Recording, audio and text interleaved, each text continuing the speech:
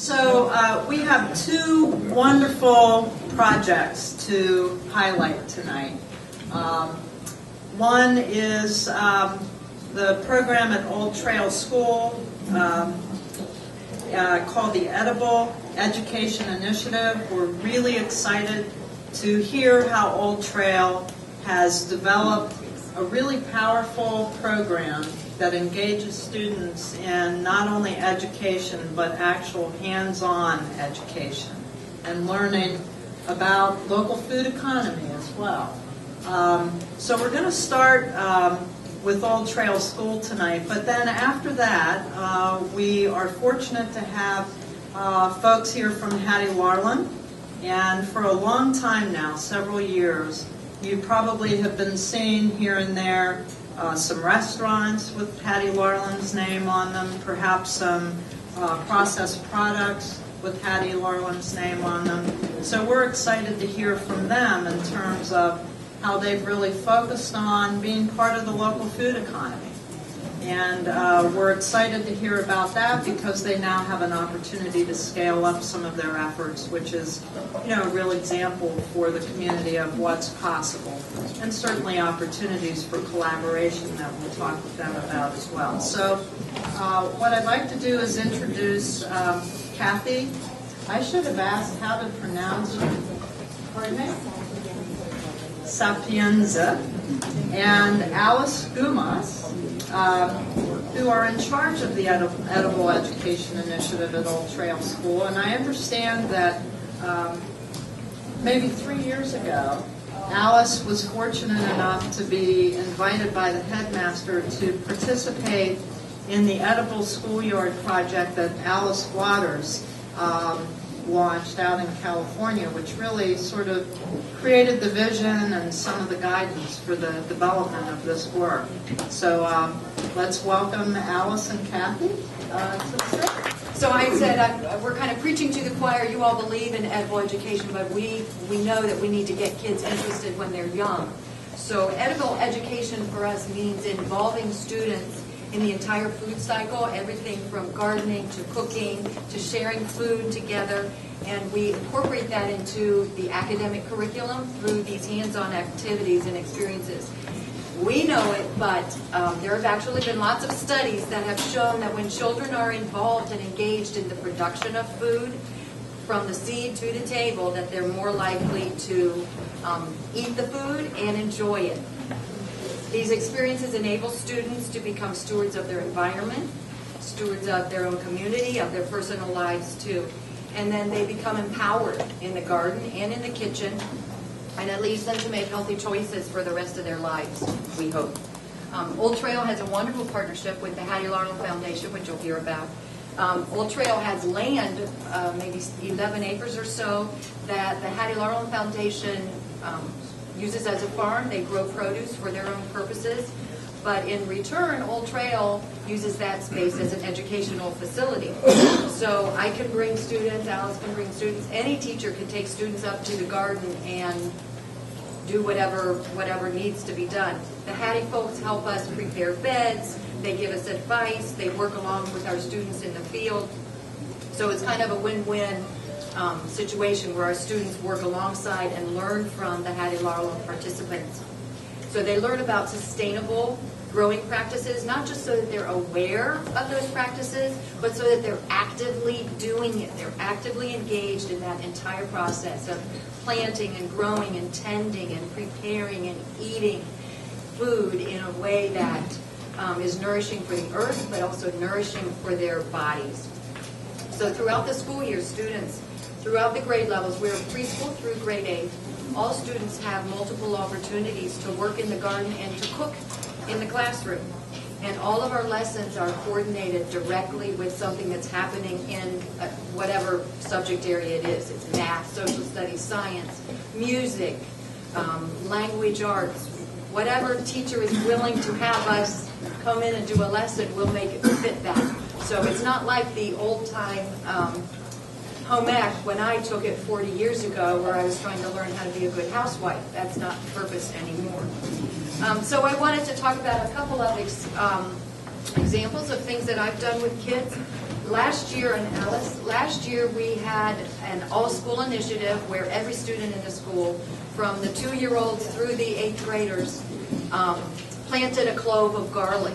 So 600 and some cloves of garlic were planted, and depending on which teacher volunteered to bring his or her class up, I would gear that planting lesson to that subject area. So if it was the history teacher, I talked about the historical uses of garlic. If it was the language arts teacher, we talked about myths surrounding garlic. Science we talked about how garlic grows and different kinds of plants grow. And then I did follow-up cooking lessons after they planted, and again the lessons depended on the subject area. So the Latin classes used mortar and pestle to make a Roman aioli delicious. Math classes, you made garlicky salad dressings and salads, and then that lesson had to do with proportions and percentages of recipes. When the garlic was harvested, we hung it up in the dining room so everybody could see, I planted that bulb! And then in December, we had an all-garlic lunch. So the chef prepared bread and chicken and broccoli and salads. Everything had garlic in it, and every student participated in preparing that, whether they peeled it or they chopped it or they sliced it. So we had little first graders chopping garlic, and we had 8th graders peeling garlic, and then they all participated in that lunch. That was a Quick Bites segment, by the way, that Vivian Goodman from WKSU came out and did a story about that. Another lesson this fall was in Spanish, middle school Spanish classes. Is this making noise? Tony's hearing aid is out of battery. So the Hattie folks. A little closer to the mic. Oh, closer. He definitely can hear you. Yes, there you Ah, okay. even closer. Like you're having an ice cream. Oh, like licking. So the Hattie folks had a ton of tomatoes, and my Spanish teacher wanted to do a tomato tasting. So I took 7 different kinds of tomatoes, and the middle school Spanish classes learned the Spanish words around that, and we did a big tomato testing. And then the next day, they came back and they made fresh salsa, but they chose the tomatoes based on what they had preferred the day before when we did the tasting. Grades that study insects and pollinators come up and look at our beehives. So I'm the resident beekeeper of our school. We have 3 honeybee hives, and they will come up with the bee suits on, and we'll do a little bee inspection, and they'll learn about pollination and what the bees do for our world. Some kids plant flowers that bees like. Other students in the middle school will actually inspect the hives and harvest the honey, and then the kitchen uses the honey in different recipes. And then the last thing I'll mention is our 3rd graders. They study early settlers, and so they made a 3 Sisters garden last spring, which is corn, beans, and squash. And then they, in the fall, when we harvested those things, they made a 3 Sisters stew using those ingredients. They read a book called Sarah Plain and Tall. Maybe you read it when you were young. It's about an early settler family, and they make stew all the time from whatever ingredients they have in their garden. So we then make that stew, and they sit down and they eat it, and they love it. So it's so much fun. It's the most fun part of my job, is to do these edible lessons with students. They really get excited. I'm an art teacher normally, and I can have my paint apron on, and if kids see me with an apron on, do we get to do a food lesson today? So, we need to get more of that in our schools. It's really making a difference. And Alice is going to talk a little bit more in detail about 1st grade, where she does a ton of edible lessons.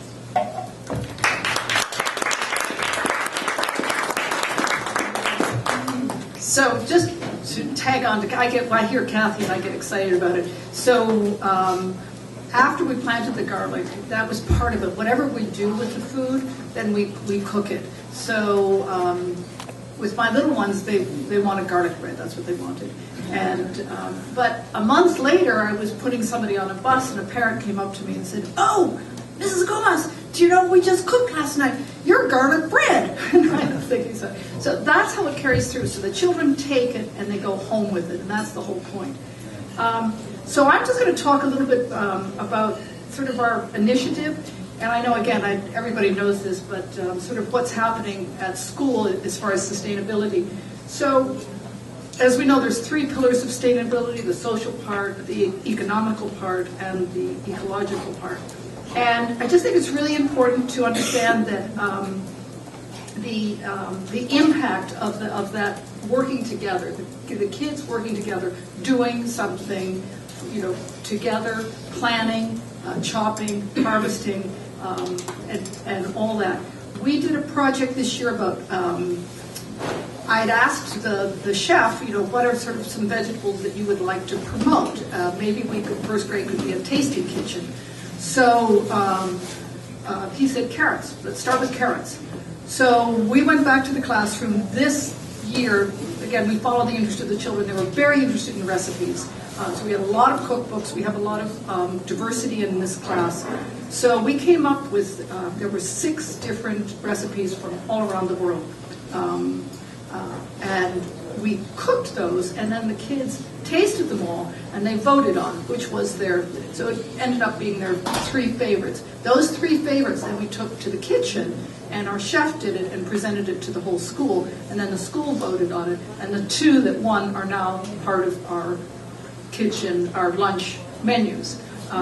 So again, it's just that whole thing. It's the economical part. It's the ecological part. It's that the children understand where the food is coming from, how important it is. And when we get children to think like this, they think more deeply. And I think that's what we do as the curriculum part. It connects with certain subjects, but it's to get them to start thinking more deeply, to do that systems thinking. It's not just isolated things. Everything is interconnected. It's to start to see the world in this connection and these interconnections that we have.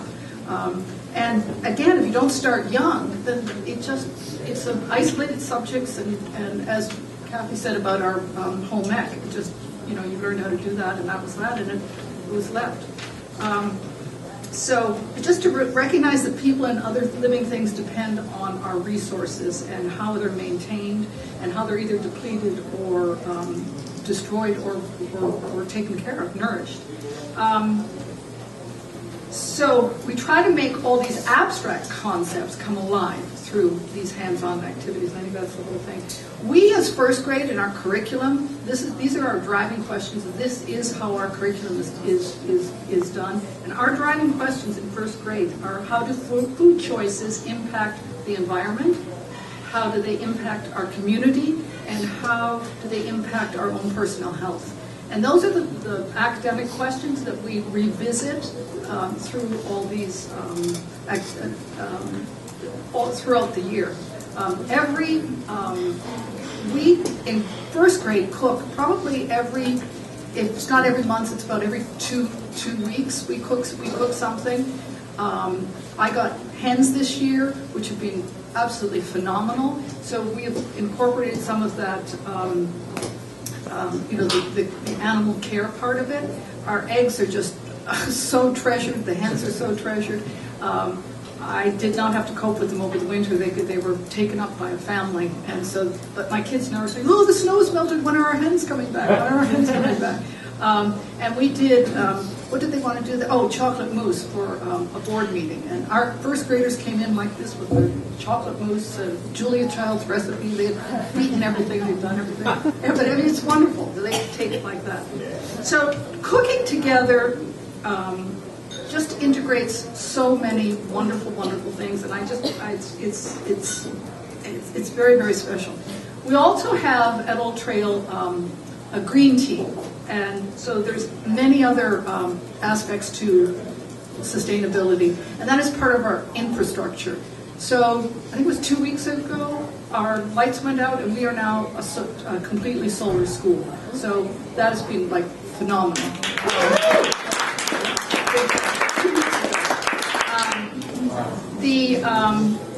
So that infrastructure is really part of what, we have a solar panel that the students are using for educational purposes. We have the living machine, which all our wastewater is treated by plants. Again, that's called the living classroom. There are artificial wetlands, obviously, so there's a horizontal wetland that's outside and the vertical wetland that's in the greenhouse, and all our wastewater is treated with those plants. And we are composting everything in the kitchen and throughout the school. So our little kids in first grade, we have our composting pans that they come, they weigh the compost, they write it down, and these are all documented data that that we use for curriculum. We had I've done this. We've had two trash audits, and I go through every and at my end of the building, everybody's trash cans. I go through them all. I dump it all out. I sort it all out to what it is, and then that again we teach not only the children but the adults of what it is. So we're trying to go to a no waste school, and we're on our way.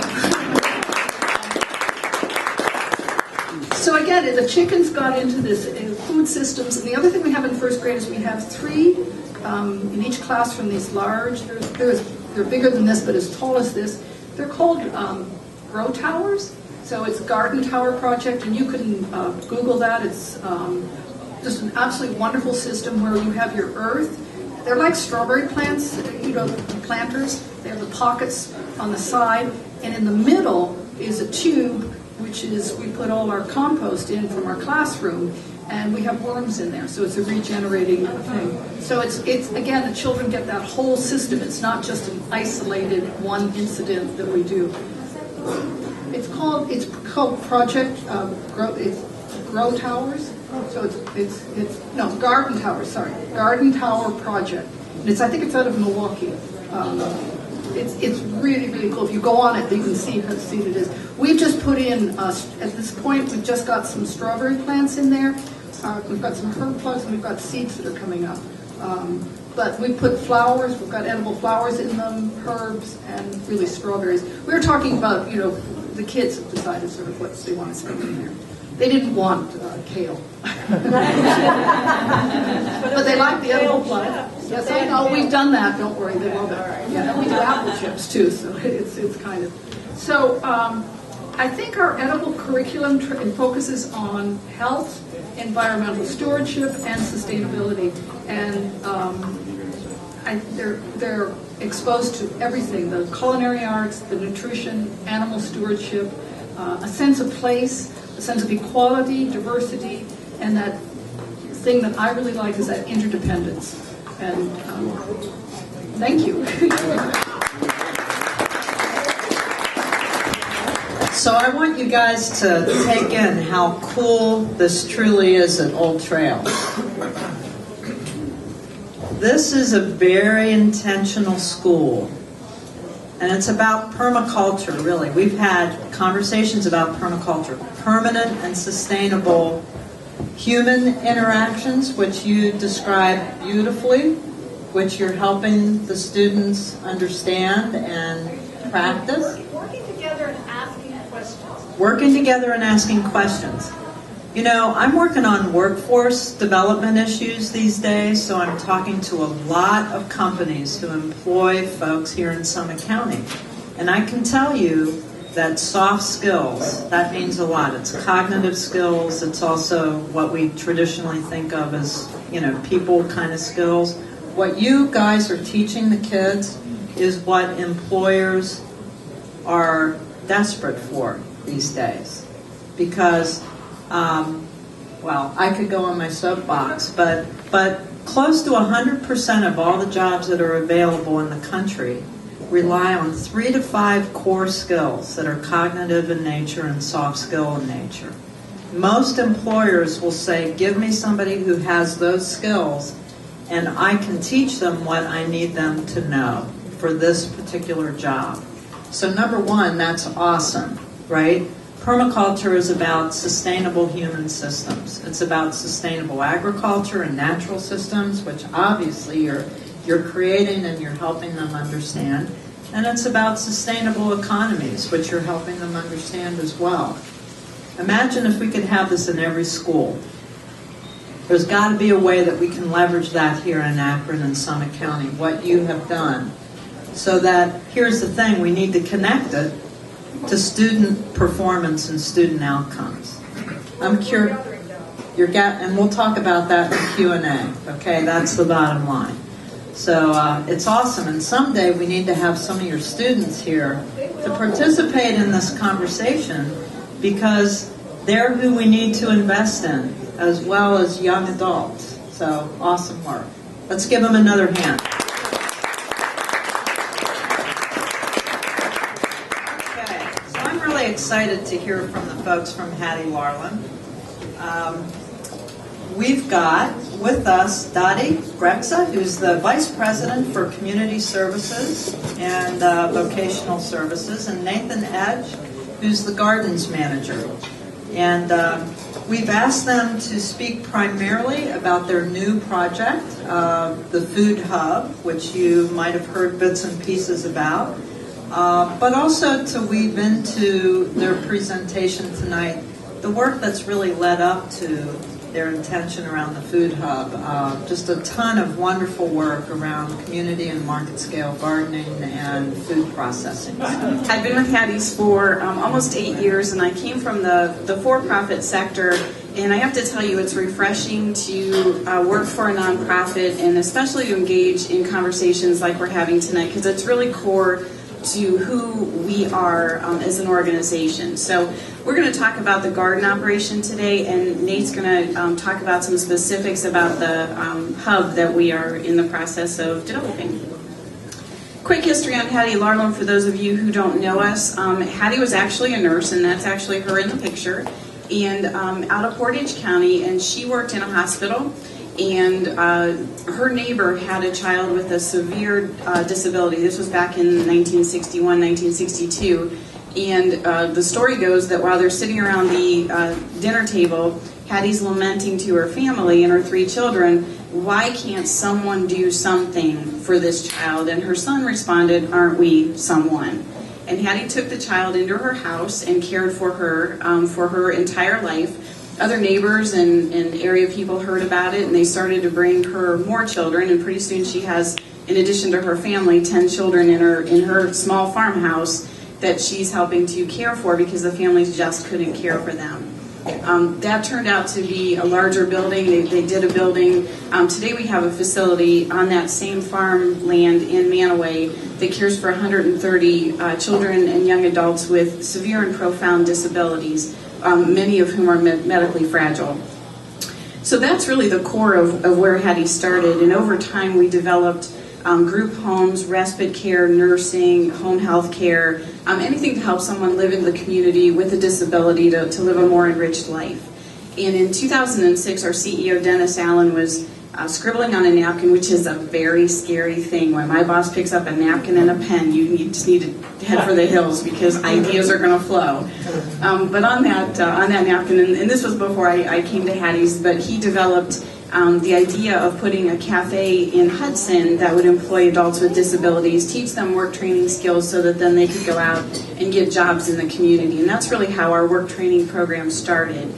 Since then, we've expanded over the last 8 years to include things like doggy daycare. We have a vending company. We do school lunches. We've got numerous cafes, a bakery, catering. And about 3.5 years ago, maybe even 4 years now, we got into the idea of gardening. And we partnered with Crown Point Ecology Center in Bath so that they could really teach us about how to learn to be good stewards of the earth and do organic gardening, and we could teach them how to work with and ultimately employ adults with disabilities in their organization. And that partnership went on for about 3 years, and over that time we learned a lot. We were fortunate enough to have Nate join us with his expertise in our garden program, as well as Liam, who's here, who's our head gardener. Hey, Liam. So over time, we just kept expanding, and we did form a partnership with our friends at Old Trail School, who had this large piece of land that they always wanted to turn into a garden operation so that they could have a farm-to-school curriculum for their kids. And we wanted to do it, and we needed the land, so it just seemed like the perfect partnership. So that's really how we came to be at Crown Point. And then in 2012, we started working with the Akron Zoo around the properties around the zoo, where they've taken the homes down, and they're creating more of the green space around that area.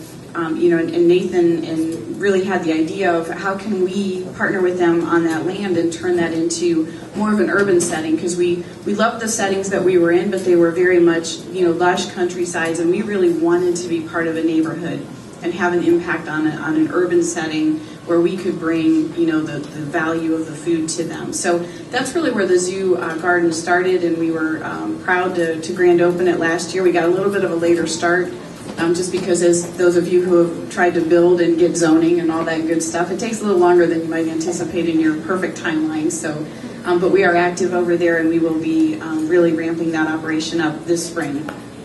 So that's a quick, or maybe not quite a quick, history of Hattie Larlam and how we got to where we are today. Because we've got approximately 7+ acres that we're farming, one of the things that over time we found out is that we're producing, there's certain times when a whole bunch of stuff comes in, as I'm preaching to the choir, I'm sure. And how can we take that and turn it into value-added product, as well as, create a space in the community where other local farmers, have access to use the facility, also to add value product.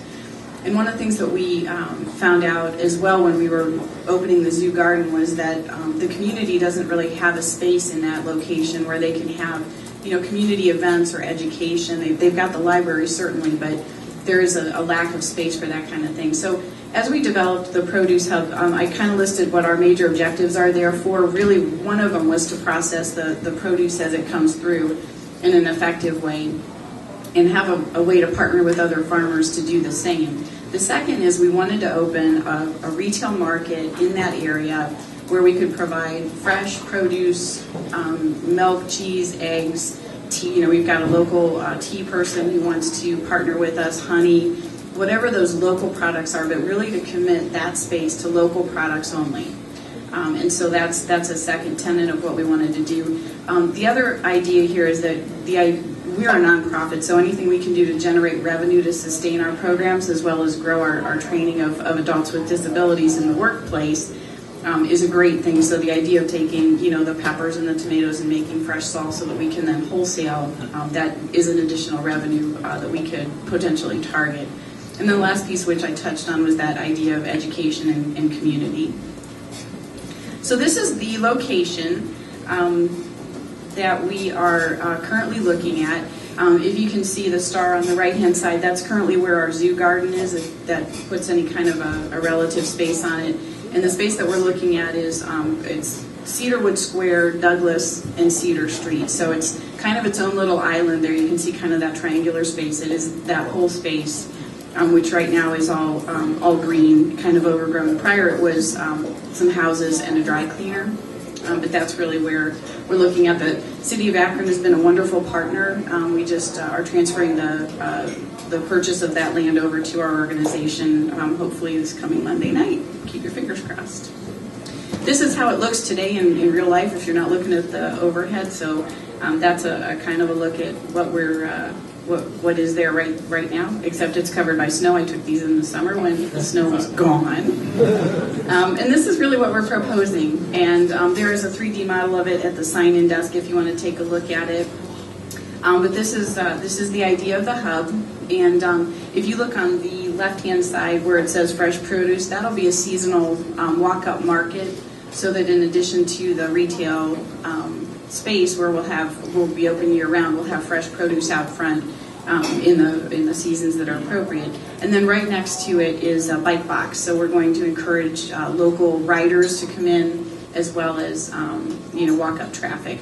We are planning that this is a LEED certified building. We're going for gold certification, and So that's some of the reasons as well for the bike box and some of the other things that we're doing in here. So that's kind of a view of the front of the building.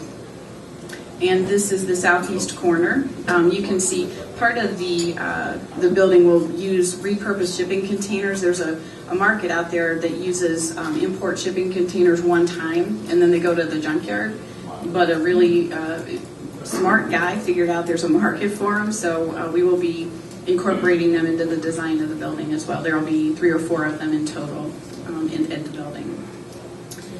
And then this is the southwest corner of it, and you can kind of see on your right hand side where it's kind of blocked in. We'll do composting and recycle sorting back there. So the building from the front door all the way through, we're trying to find everywhere that we can to have zero waste and to really utilize all the principles that Nathan and Liam work on every day with sustainability. So we're very committed to that. The other thing that's our dream, that's a little bit out of our price range right now, is to develop a vegetative roof for the building. So if anybody's got a spare $125,000 hanging around tonight, you can see me afterwards, and we'll name that vegetative roof after you. But that is definitely in our scope. This is the orientation from the street. Cedar goes one way, and you can just kind of see how the building is oriented on the street. It'll have walk up, and then the drive around traffic will come down Cedar and around Cedar would circle and then pull into parking from there. These are some close-ups of some of the containers that we'll be using. On your left is the walk-up produce stand. You can see it open and shut. Obviously, we'll make it pretty and customize it so that it's friendly for customers. But that's what the standalone produce stand will look like. And then we borrowed from the Metro Parks a little inspiration on the bike boxes. So we'll do our own version, but it kind of gives you a feel of what it's looking like. And I'm going to have Nate walk you through the inside. I apologize, it's a little bit small, but he can kind of take you on a little tour of the blueprint. And when we open, we'll take you on a tour of the real facility. So we'll get into a little bit of the nitty-gritty here and explain some of what we're looking and hoping to do in this food hub, produce hub. As Dottie mentioned, on the left-hand side, you can see an outline of the enclosure that was viewed from the southwest corner. So you can see roughly where the compost bins might be. That would be any waste we find from first intake at our receiving section, and then also any waste that's coming from the actual processing kitchen itself. We're also looking at, incorporating, of course, recycling and any sort of sustainable waste management as possible. And then inside the building itself, we're really looking at 4 different sections here. So bottom left-hand corner, you can see it says receiving there. That's where we'd look to bring in any produce from local growers as well as from any of the Hattie's gardens. That's kind of the first step into transitioning the fresh produce into any processing at all. What we're hoping to do is actually be able to take any fresh produce in, clean it in that receiving area, and then directly bring it into what is the retail area directly to the right of that. The other option, of course, would be to wash produce and then bring it into the processing kitchen. So top left quadrant there is what we've called our processing kitchen, but really not talking about meats, anything like that. It's really all produce. What we're looking to do, as Dottie mentioned, salsas, we can do pickles, possibly fermented foods, any sort of value-added goods that you can imagine from an intake of local produce. Some of the other key points here, we have the retail section, kind of central to the building on the lower part of this diagram.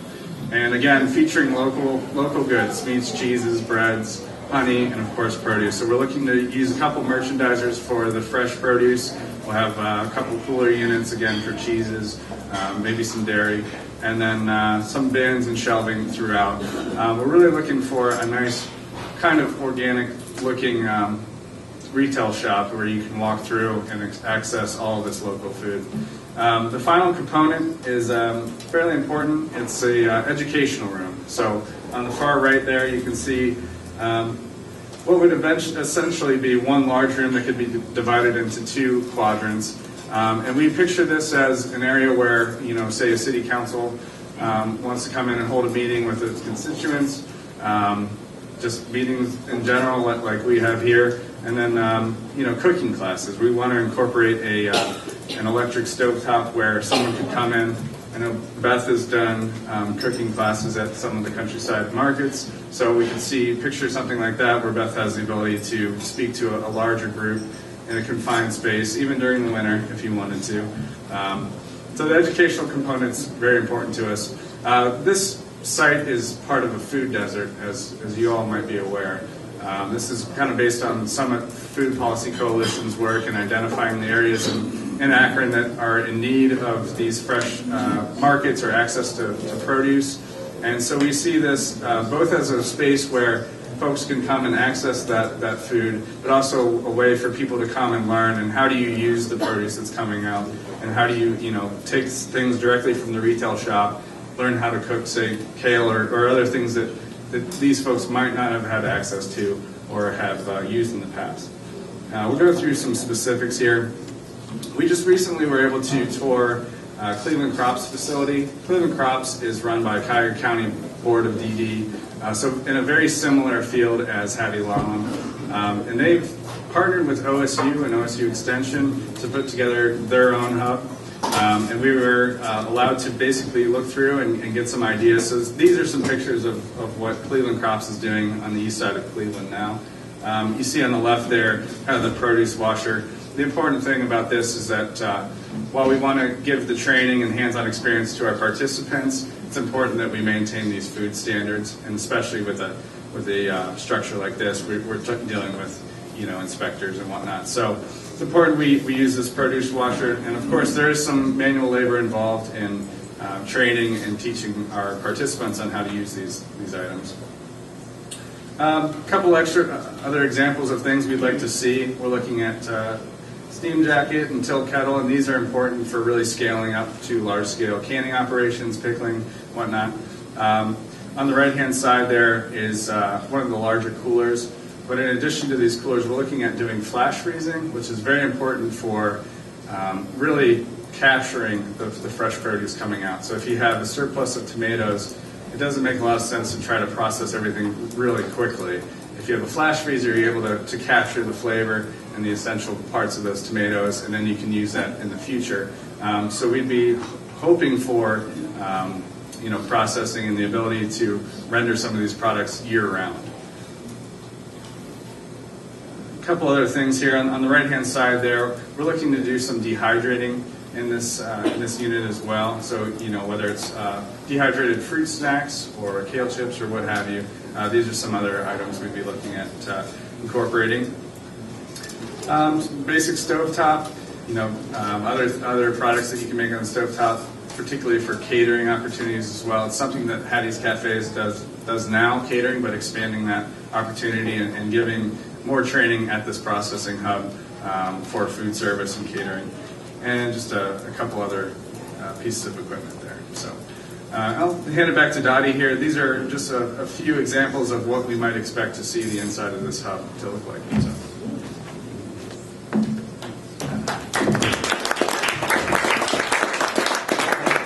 So this is kind of the look and feel inside. We want to keep a real natural look. We're talking about having a lot of the decor to be palette-based, as well as we buy fair trade coffee for all of our cafes, and really incorporating burlap bags, and so just kind of have that real natural look, feel, and repurposing items into the natural decor.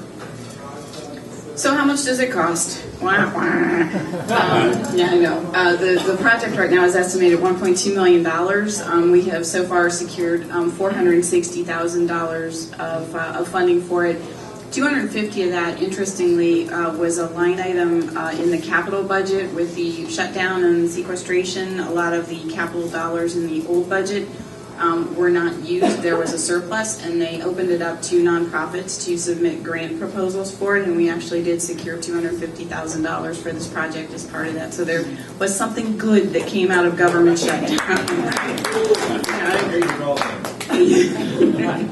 So we've got other funding asks out there, and we are also looking at naming opportunities with some bigger funders and foundations. So although that $1.2 million is a big number, we are not worried about it. It is not going to delay the building of the structure, but we're well on our way on the funding. So that's and we're looking at a capital campaign inside Happy's for that. This is our timeline. There will be a test on this before you leave the building tonight. But the important piece of this is that we are on target right now. I'm knocking on wood. And that when we're standing here this time next year, the hub should be open for business. So that's really what our time frame looks like. So we're pretty excited about that. Yeah.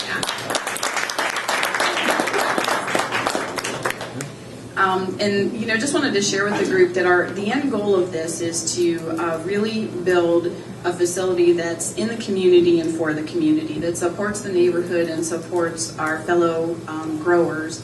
And that's really important to us. That will act as a training site for adults with disabilities. We anticipate it creating around, when we open, about 12 jobs initially, as well as the manager of the facility and the job coaches that support the training. But we're also looking at integrating other disabilities and other people into the site. So that's really our goal, is to be in the neighborhood, be part of the neighborhood, and this supports the neighborhood. So I have our information listed here. My card is listed by my little 3D model up there. So if you want more information, you can check out our website, or you can talk to Nathan, and I will be hanging around. Wow, what a tremendous model, right? Sort of the whole package. And some of you know about AceNet down in Athens, which is a large-scale business incubator, commercial kitchen, provides similar opportunities for entrepreneurs as well, and growers. So a lot of people have been talking for a very long time about launching this kind of effort here in Akron. So we're thrilled to see that you're about ready to do that. Congratulations. So what I'd like to do is ask that our 4 speakers probably just grab stools and line them up sort of over in this area. And while you do that, I'll just mention that I've recently been looking at data from the Department of Commerce, Department of Labor, looking specifically at Summit County and the manufacturing sector.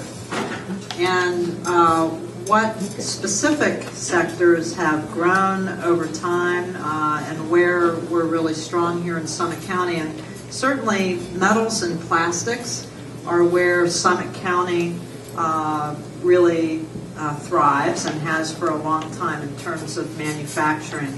The interesting thing that I noticed is that there are about 4 other manufacturing sectors within manufacturing that have also been quite active here in Summit County, textiles and that sort of thing.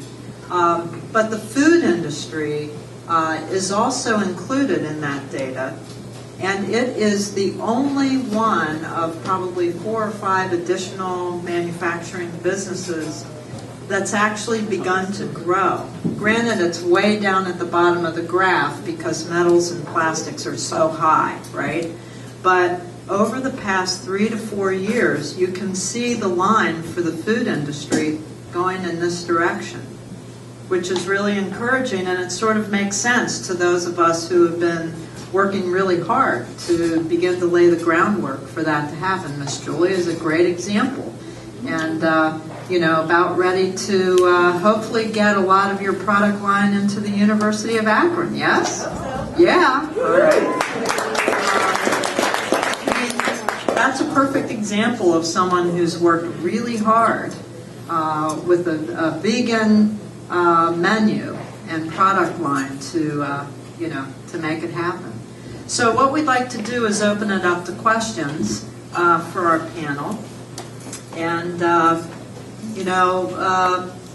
anybody is, yes, Miss Jewel. I have a question. So when I come to rent your dehydrators and the flash freezer, which will be a year and a day from now, how much will it cost me? And will your people package it ready for sale? Like, are you doing packaging, labeling, all of it to get to the end result?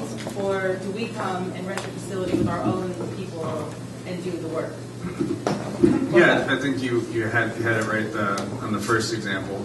We want to try to incorporate our participants into every aspect of the processing. So if you were to come and bring, say, kale, I know you do your kale chips or whatnot, we call it co-packing. So you give us the product, and then we'll wash and clean, and then do the dehydrating, and then any seasonings, any recipes you'd like to see, that's what our guys will be working on in the kitchen, and at the end you'll have a fully packaged, ready to sell product. Okay, cool. Let me know how much that's going to cost. We don't have specifics on that yet.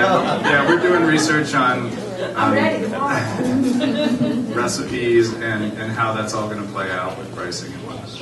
And what did you say? That's probably going to be a big question within the community of local growers, because many of them have figured out how to do it, at least temporarily, in their own commercial kitchens. Many people have been aspiring to have a commercial kitchen totally owned by the community, similar to AceNet. So that price point's going to be really, really important. Yeah. That's the question. difference, is that AceNet, you bring your own labor, like your own materials. Right. Katie? My question is related to the recipes in terms of how much confidentiality will there be? Because I went to a co-packer a number of years ago to do a product of mine, and actually the person I knew worked there, and I didn't go directly to him.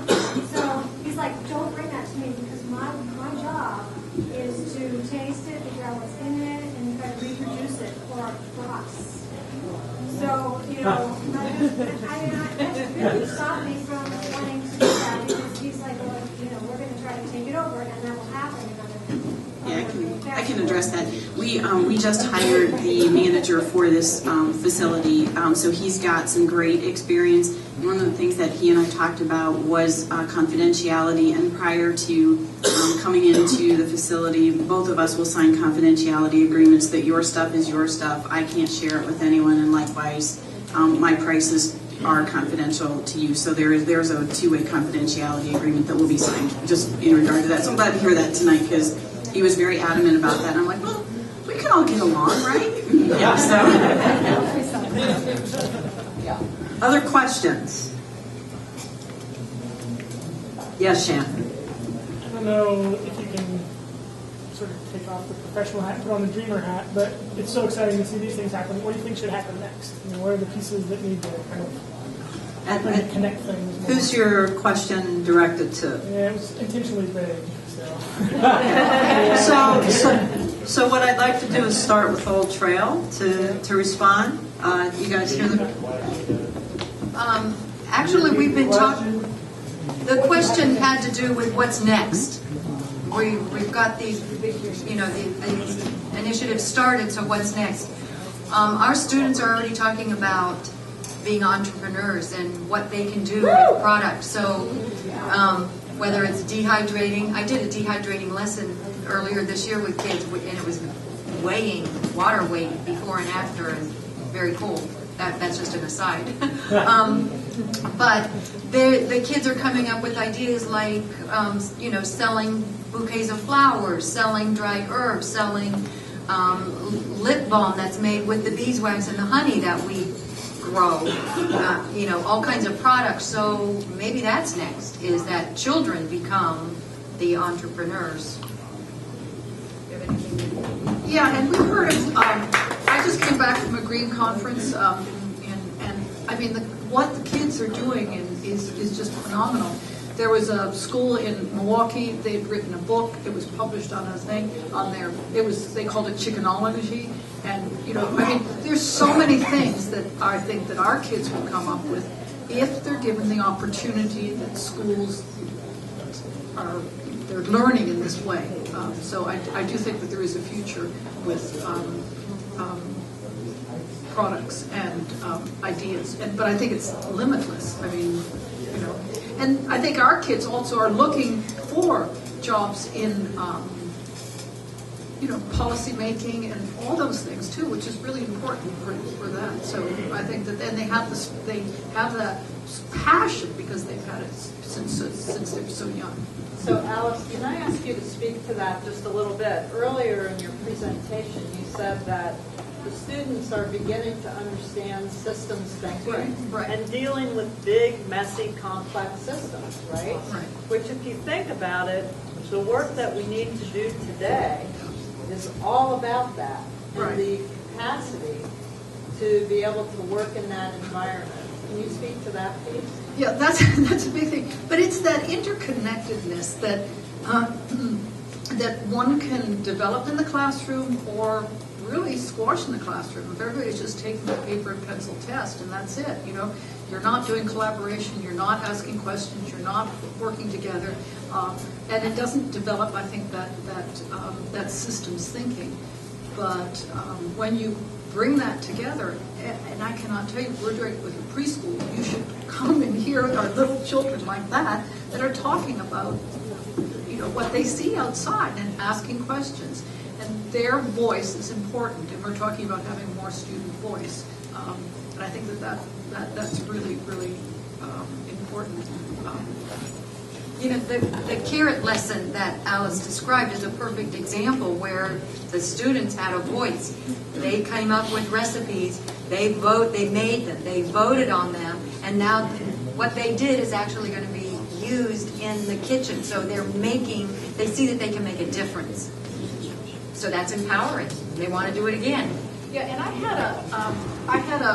we were doing parent-teacher conferences. This is why I feel like I'm not even prepared because we were doing it 2 weeks ago. But I had a parent come up and say, so who's doing all this stuff? Because my daughter said that we need to have a compost pile in our home now. You know? And I'm saying, parents had never thought of it, but now they're going to have a compost pile. So I do think this is to me that's systems, and I know it's much more in depth. But it starts with just these little steps, these baby steps that we do. So next steps for Hattie Lana? Yeah, actually we have a pretty solid answer for you, I think. Starting in January this year, we were able to receive a grant alongside Akron Public Schools, and that was through the USDA, and it's a planning grant. So at this stage, we're meeting with the Akron Public School District. We're figuring out ways how we can give, from what we've learned at Old Trail, how do you give kids in the Akron Public School District access to the same sorts of programming that Old Trail School has. And so at this stage, we're planning on a few events to bring out specifically third graders from 3 schools in Akron, incorporate their educational programming with what's called Veggie U into what we do at Hattie's Gardens, mainly at the Akron Zoo site. But we'd like to at least give a field trip. Those kids in the Veggie U program are actually planting seedlings probably a couple weeks ago now.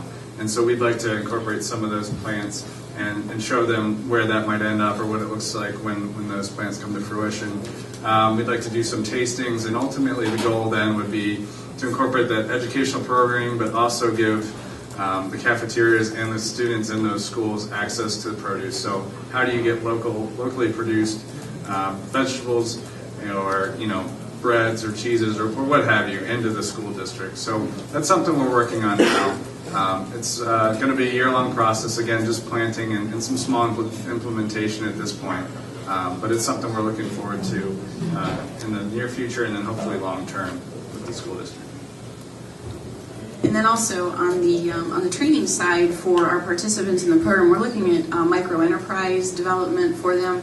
So if you kind of picture around the zoo garden, and we've got a really long plot, I think it's 8 to 10 houses that were there. So we've got this big long stretch of where houses have come down where we can grow efficiently.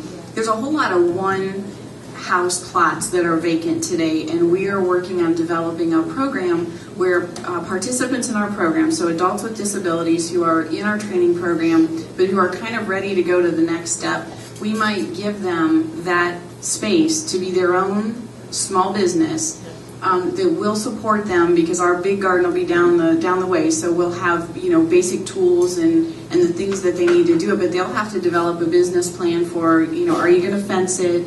How are you going to, have an outlet for your produce? So really to start to create little businesses for them that then they can grow from there, and then they'll get to keep whatever profits come with it, and we'll be able to help them with the training. And then the second piece is that we're also partnering with AMHA up at the Saferstein Towers. We've got a couple acres up there with them. So we're working on developing a program with the folks who live in those towers to develop a garden program for them. And then the last thing that I'll say, because you said to dream, is that the facility that we shared with you today is 4,400 square feet. And I just proofed a grant application that we were filling out this morning, and on there it said that there was a little typo, and it said it was 44,000 square feet. And I talked to our foundation people, and I said, if you fund it, I will build it. So that's my short answer.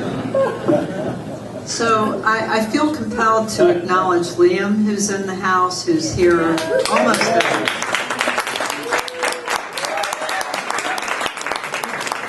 Liam is an awesome, awesome farmer, works for Hattie Larlin. And what I want to say is for the local food movement, he has been an amazing resource whenever people have called upon him. He's been there to help.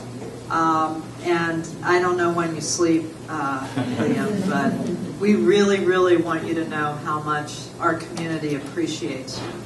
Thanks.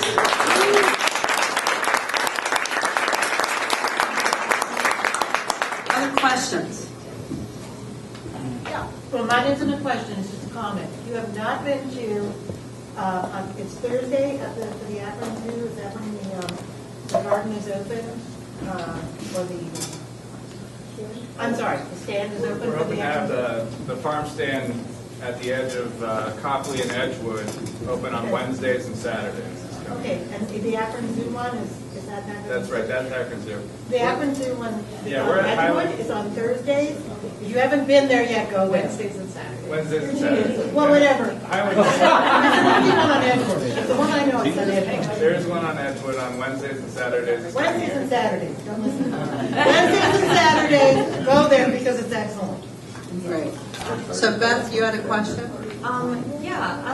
So in thinking strategically about how we actually get children involved in doing this, I really am really excited to hear kind of how it goes with the Akron Public Schools in doing this. I have some feelings that it won't necessarily be able to be as inclusive as Old Trail has gotten to be because their curriculum is so statewide controlled and less locally controlled.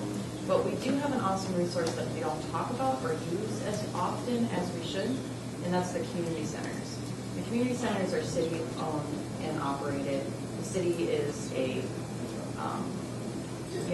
home domain kind of city charter government.